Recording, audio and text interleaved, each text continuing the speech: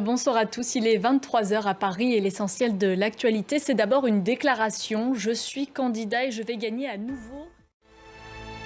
Le suspense est intenable. Qui de la France ou du Portugal va se qualifier pour les demi-finales de l'Euro?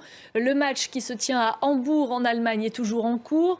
Gaël Fonseca, vous vous trouvez pour France 24 dans un bar parisien où ils sont nombreux ce soir à croiser les doigts pour que les Bleus se qualifient.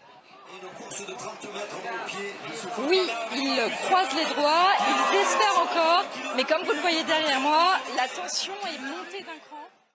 Eh bien, ça tombe bien, on est là pour toute la soirée. Merci beaucoup Gaël, on reviendra vers vous dès que le match sera terminé. La rencontre, en tout cas de ce soir, oppose deux stars du football, le Français Kylian Mbappé et le Portugais Cristiano Ronaldo. Portrait croisé de ces deux légendes avec Pierre-Yves Salic.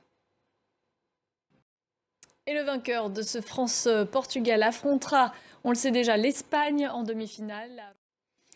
Il a répondu à la question que tout le monde se pose. Joe Biden n'a pas l'intention d'annoncer ce soir qu'il se retire de la course à la présidentielle.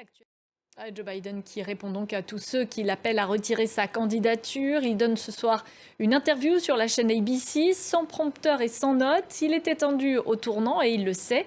Loïc Piala, notre correspondant aux États-Unis, nous en dit plus. Le Royaume-Uni, lui, a un nouveau gouvernement et pour la première fois depuis 14 ans, il est travailliste. Le Premier ministre Keir Starmer a dévoilé ce vendredi sa nouvelle équipe au lendemain des élections législatives. Il promet de rebâtir le pays. Ambroise Boulez. En Iran, c'était aujourd'hui le second tour de l'élection présidentielle et les bureaux de vote viennent tout juste de fermer. Une visite surprise et controversée à Moscou, celle de Viktor Orban, le Premier ministre hongrois, qui n'a jamais caché sa proximité avec Vladimir Poutine.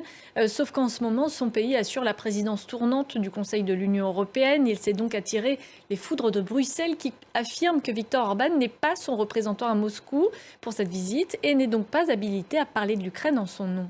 Laura Cambo.